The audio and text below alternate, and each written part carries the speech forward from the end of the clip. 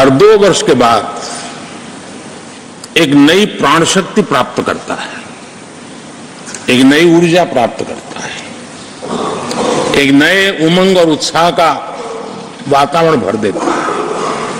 और इसलिए हर 2 साल में जो होने वाली विदाई है, वो विदाई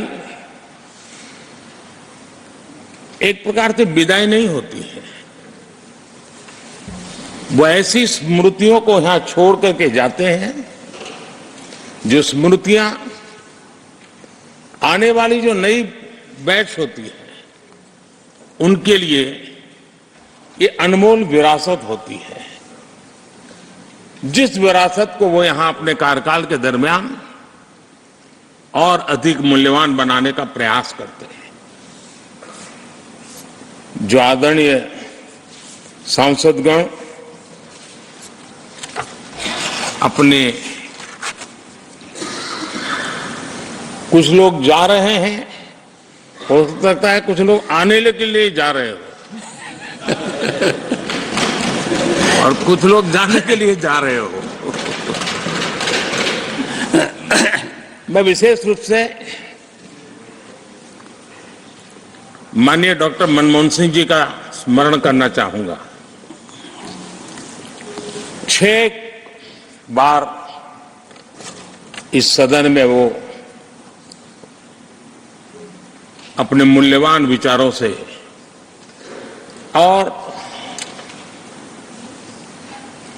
नेता के रूप में भी और प्रतिपक्ष में भी नेता के रूप में उनका बहुत बड़ा योगदान रहा है। वैचारिक मतभेद, कभी बहस में छिटाकशी, वो तो बहुत अल्पकालीन होता है, लेकिन इतने लंबे अरसे तक जिस प्रकार से उन्होंने इस सदन का मार्गदर्शन किया है, देश का मार्गदर्शन किया है, वो हमेशा हमेशा जब भी हमारे लोकतंत्र की चर्चा होगी तो कुछ माननीय सदस्यों की जो चर्चा होगी उसमें माननीय डॉक्टर मनमोहन सिंह की योगदान की चर्चा जरूर होगी।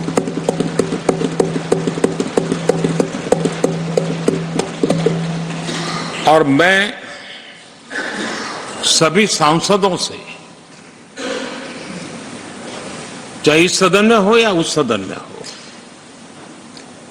जो आज है वो शायद भविष्य में आने वाले हो, मैं उनसे जरूर कहूंगा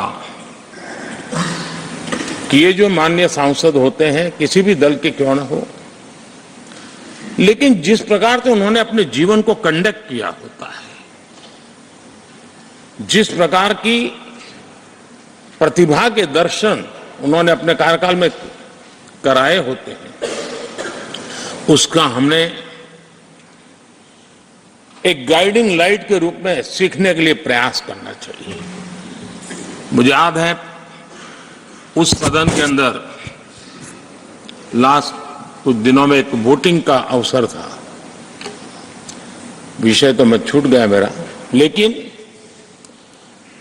पता था कि विजय ट्रेजरी बैंक की होने वाली है, अंतर भी बहुत था, लेकिन doctor Manmohan Singh ji wheel chair में आए, वोट किया। एक सांसद अपने दायित्व के लिए कितना सजग है उसका वो उदाहरण है, वो प्रेरक उदाहरण था।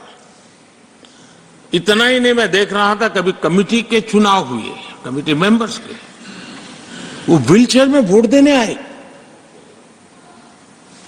सवाल यह नहीं है कि वो किसको ताकत देने के लिए आए थे, मैं मानता हूं वो लोकतंत्र को ताकत देने आए थे।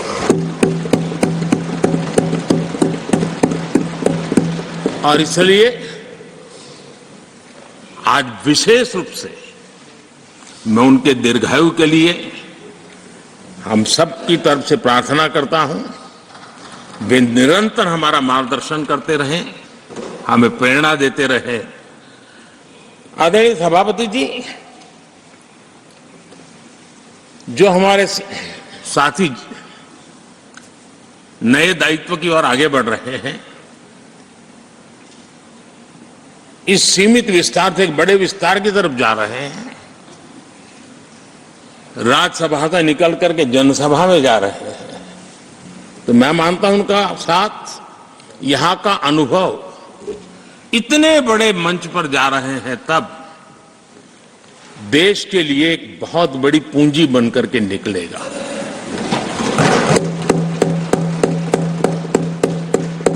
किसी यूनिवर्सिटी में भी 3-4 साल के बाद एक नया व्यक्तित्व तो बाहर निकलता है। ये तो 6 साल की विविधताओं से भरी हुई है, अनुभव से घड़ी हुई एक ऐसी यूनिवर्सिटी है जहां 6 साल रहने के बाद कोई भी व्यक्ति ऐसा निखर करके निकलता है, ऐसा तेजस्वी बन करके जाता है, वो जहां भी रहता है, जिस भूमिका से रहता है, वो अवश्य हमारे कार्य को अधिक ताकतवर बनाएगा, राष्ट्र के काम को गति देने का सामर्थ्य देगा। ये जो माननीय सांसद जा रहे हैं, एक प्रकार से वो वैसे ग्रुप है जिनको दोनों सदन में रहने का, पुराने वाले संसद के भवन में भी और नए वाले संसद के भवन में भी उनको रहने का अवसर मिला। ये साथी जा रहे हैं, वो आजादी के 75 वर्ष अमृत काल का, उसके नेतृत्व का साक्षी बनकर के जा रहे हैं। और ये साथी जो जा रहे हैं, हमारे संविधान के 75 साल, उसकी भी शोभा बढ़ाते हुए आज हम सबके के साथ जा रहे हैं, तो अनेक स्मृतियां लेकर के जा रहे हैं। हम वो दिन भूल नहीं सकते कि कोविड के कठिन कालखंड में हम सब ने परिस्थितियों को समझा, परिस्थितियों के अनुकूल अपने आप को गढ़ा। यहां बैठने के लिए कहा तो यहां बैठो, वहां बैठने के लिए कहा तो वहां बैठो, उस कमरे में बैठने के लिए कहो। किसी भी दल के किसी भी सांसद ने ऐसे विषयों को लेकर के देश के काम को रुकने नहीं दिया। और कोरोना के वो कालखंड जीवन और मौत का खेल था, घर से बाहर निकले पता नहीं क्या होगा। उसके बाद भी माननीय सांसदों ने सदन में आकर के देश की जिम्मेवारियों को निभाया, देश को आगे बढ़ाया। और इसलिए मैं समझता हूं कि कालखंड को, उस कालखंड ने हमें बहुत कुछ सिखाया है। संकटों के बीच भी भारत की संसद में बैठे हुए व्यक्ति कितने बड़े दायित्व को निभाने के लिए कितना बड़ा रिस्क भी लेते हैं और कितनी कठिनाइयों के बीच में काम भी करते हैं, इसका अनुभव भी हमें हुआ। सदन में खट्टे मीठे अनुभव भी रहे। हमारा कुछ दुखद घटनाएं भी रही। कोविड के कारण हमारे कुछ साथी हमें छोड़ के चले गए, आज हमारे बीच नहीं है। वो भी सदन के इसी कालखंड के कुछ प्रतिभाएं थी जो हमारे बीच से चली गई। वो एक दुखद घटना को हमने स्वीकार करते हुए भी हम आगे बढ़ते रहे। और भी ऐसी कुछ घटना हुई, कभी कभी फैशन परेड का भी हमने दृश्य देखा। काले कपड़ों में सदन को फैशन शो का भी लाभ मिला। तो ऐसी विविधताओं के अनुभव के बीच हमारा कार्यकाल बीता। और मैं तो अब खड़गे जी आ गए हैं तो मेरा एक धर्म तो निभाना ही पड़ता है मुझे। कभी कभी कुछ काम इतने अच्छे होते हैं जो बहुत लंबे समय तक उपयोगी होते हैं। हमारे यहाँ कोई बच्चा कुछ अच्छी चीज कर लेता है, कोई बच्चा अच्छे कपड़े वपड़े पहन करके अवसर के लिए तैयार होता है, तो परिवार में एक आध स्वजन आ जाता है, किसी की नजर लग जाएगी, उसको काला टीका कर दो, तो ऐसे काला टीका कर देते हैं। आज देश पिछले 10 साल में समृद्धि के नए नए शिखर सर कर रहा है। एक भव्य दिव्य वातावरण बना है उसको नजर न लग जाए, इसलिए काला टीका करने का आज प्रयास हुआ है। मैं उसके लिए भी खड़गे जी का बहुत धन्यवाद करता हूं, ताकि इस हमारी प्रगति की यात्रा को कोई नजर न लग जाए। ये नजर न लग जाए इसलिए आपने आज जो काला टीका किया है, मैं तो सोच रहा था सब काले कपड़ों में आएंगे, लेकिन शायद काला जोदू खिंचते खिंचते खिंचते ब्लैक पेपर तक चला गया है। लेकिन फिर भी मैं उसका भी स्वागत करता हूं, क्योंकि जब भी अच्छी बात होती है काला टीका नजर न लग जाए, इसलिए बहुत जरूरी होता है। और उस पवित्र काम को, और आज जिस उम्र के हैं उस व्यक्ति जब ये काम करता है तो जरा अच्छा रहता है। तो मैं इसके लिए भी आपका आभार व्यक्त करता हूं। आदरणीय सभापति जी, ये विषय कोई लंबा बोलने का तो है नहीं, लेकिन हमारे यहाँ शास्त्रों में एक बहुत बढ़िया बात कही गई है। शायद हमारे सब साथी जा रहे हैं तो जो कमी भी हमें महसूस होगी उनकी, क्योंकि उनके विचारों का लाभ जो आ जाएंगे वापिस वो तो और तेज तरार होकर के आएंगे। जिसको हमला करना है वो भी मजेदार हमले करेंगे, और जिसको रक्षा कवच करना बनाना है वो भी बढ़िया बनाएंगे। वो अपना काम चलता रहेगा। हमारे यहाँ शास्त्रों में कहा गया है, गुणा गुणज्ञेषु गुणा भवन्ति, गुणा गुणज्ञेषु गुणा भवन्ति, ते निर्गुणम प्राप्य भवन्ति दोषाः, ते निर्गुणम प्राप्य भवन्ति दोषाः। आस्वाद्य तोया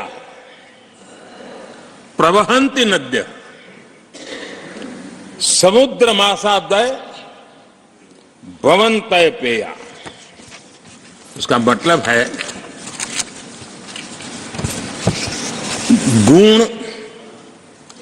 गुणी लोगों के बीच रहकर गुण होते हैं।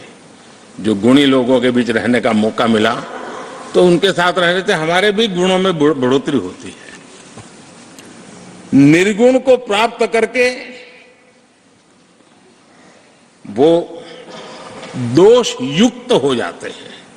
अगर गुणियों के बीच में बैठते हैं तो गुण तो बढ़ जाता है, लेकिन गुण ही नहीं है तो दोष बढ़ जाते हैं।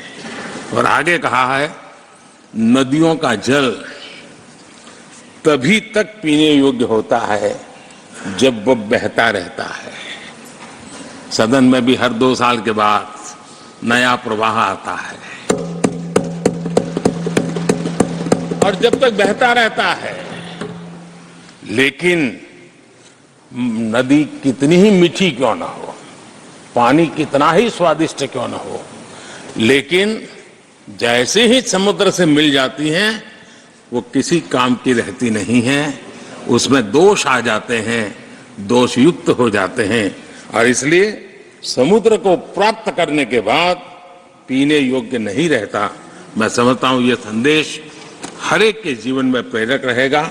इसी भावना के साथ जो साथी समाज जीवन के एक बहुत बड़े फलक पर जा रहे हैं, इस जीवंत यूनिवर्सिटी से अनुभव प्राप्त करके जा रहे हैं, उनका मार्गदर्शन, उनका कर्तृत्व राष्ट्र के काम आएगा, नई पीढ़ी को प्रेरणा देता रहेगा। मैं सभी साथियों को हृदय से अनेक अनेक शुभकामनाएं देता हूं।